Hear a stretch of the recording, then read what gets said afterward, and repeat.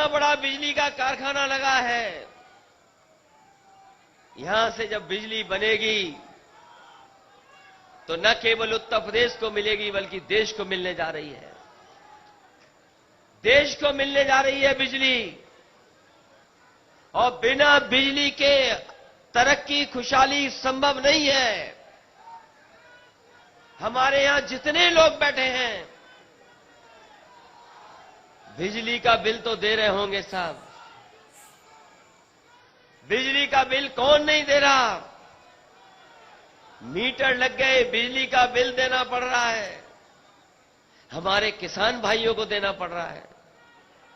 यहां जितने लोग हैं सबको बिजली का बिल देना पड़ रहा है। और हिसाब किताब लगाओ, 4.5 साल में बिजली कितनी महंगी हो गई है। मीटर भी लग गए, बिजली भी महंगी हो गई, आपकी आमदनी नहीं बढ़ी। हमारे किसान भाई बताओ, पैदावार को लेकर के भारतीय जनता पार्टी ने कहा कि हम आपकी आय दोगुनी कर देंगे। यहां किसान भाई हैं, इस इलाके में तो हो सकता है 2 फसलें ले लेते हों, लेकिन जैसे ही यमुना के उस तरफ चले जाते हैं तो 2 फसलें भी किसान नहीं ले पा रहा है। बताओ किसान भाइयों, कौन सी फसल की पैदावार की आय दोगुनी हो गई? अगर एक भी फसल की पैदावार दोगुनी हो गई हो तो बताइए। यही भारतीय जनता पार्टी के लोग जो सत्ता में बैठे हैं, इन्होंने कहा हमें बहुमत दे दो, हम किसानों की आय दोगुनी कर देंगे। आय दोगुनी नहीं हुई, महंगाई दोगुनी हो गई है। आज जब कानपुर आए हैं, कानपुर के लोग जानते होंगे, पेट्रोल 100 रुपए पहुंच गया है।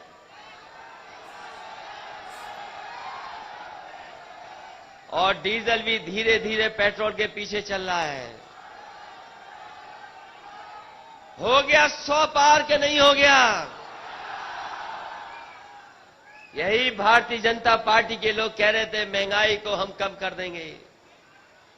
आज डीजल भी 100 पार, पेट्रोल भी लगभग 100 से पार, डीजल भी पीछे चल रहा है। मामूली हिसाब किताब है आगे पीछे। और जो रसोई गैस दी गई थी, फ्री में बांटी गई थी, उज्ज्वला योजना, उज्ज्वला योजना के नाम पर सिलेंडर बांट दिए, घर में गैस पहुंचा दी। अब कितने गरीब हैं जो उज्ज्वला को भरा पा रहे हैं? खाद में चोरी हो गई, कीटनाशक दवाई महंगी हो गई, पेस्टिसाइड सब कुछ महंगा हो गया, सरसों का तेल भी महंगा हो गया। अगर पेट्रोल 100 के पार है तो सरसों का तेल भी 200 पार हो गया। ये महंगाई है। और कौन मुनाफा कमा रहा है? मुनाफा कौन कमा रहा है? ये बताना नहीं है, सब जानते मुनाफा किसके हाथ में जा रहा है। बताओ भ्रष्टाचार खत्म हुआ कि नहीं हुआ? और यही लोग कह रहे थे कि काला धन वापस आ जाएगा। हमने बहुत सोचा कि झंडा किससे दिखवाएं, समाजवादी विजय रथ यात्रा का किससे झंडा दिखवाएं। बहुत सोचा कि किससे झंडा दिखवाएं हम। तभी ख्याल आया कि एक है बच्चा जो नोटबंदी के समय पर बैंक में पैदा हुआ था, खजांची। आज विजय रथ यात्रा को किसी ने झंडी दिखाई है तो उसी खजांची ने दिखाई है जो बैंक के अंदर नोटबंदी के समय पर पैदा हुआ था। वो नोटबंदी का समय याद करो। कोई नहीं ध्यान रखना चाहता कि नोटबंदी हुई थी देश में। याद करो भारतीय जनता पार्टी ने क्या क्या कहा था उस समय पर। भारतीय जनता पार्टी ने कहा कि नोटबंदी हो जाएगी तो भ्रष्टाचार खत्म हो जाएगा, काला धन पूरा का पूरा विदेश से भारत आ जाएगा। आज दिल्ली और उत्तर प्रदेश की सरकार बताए कि कितना काला धन भारत में आ गया है। कोई काला धन नहीं आया, और जानकारी होगी तो आज काला धन बढ़ गया है, भ्रष्टाचार भी बढ़ गया। और जितनी योजना समाजवादियों की सरकार में चली थी, चाहे वो एम्बुलेंस हो, चाहे वो पुलिस की 100 नंबर हो, उन योजनाओं का क्या हुआ? जो योजनाएं चली थी जनता के लिए, वो अब जनता की मदद नहीं कर पा रही हैं। जनता को सुविधा देने का काम किया था, लेकिन भारतीय जनता पार्टी की नाकामी की वजह से आज वो सुविधाएं जनता को, गरीबों को नहीं मिल पा रही हैं। यही भारतीय जनता पार्टी के लोग कोरोना के समय पर बताओ गरीबों को कैसा अनाज छोड़ दिया। कोई कल्पना नहीं कर सकता, जिस समय बीमारी आई थी, लोगों को, गरीबों को दर दर भटकना पड़ा। वो तस्वीरें दिखा रही हैं कि कैसे गरीब परेशान हुए।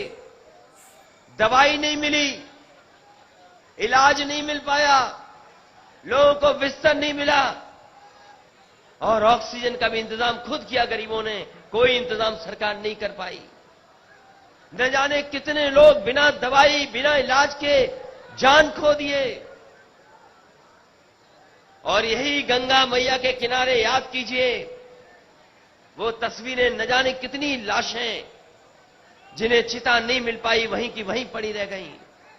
अगर कोई जिम्मेदार है, कोरोना में जान जा रही है, जिनकी जानें गई हैं, उसकी भारतीय जनता पार्टी जिम्मेदार है, कोई और दूसरा जिम्मेदार नहीं है। न दवाई दे पाए थे और न ऑक्सीजन दे पाए।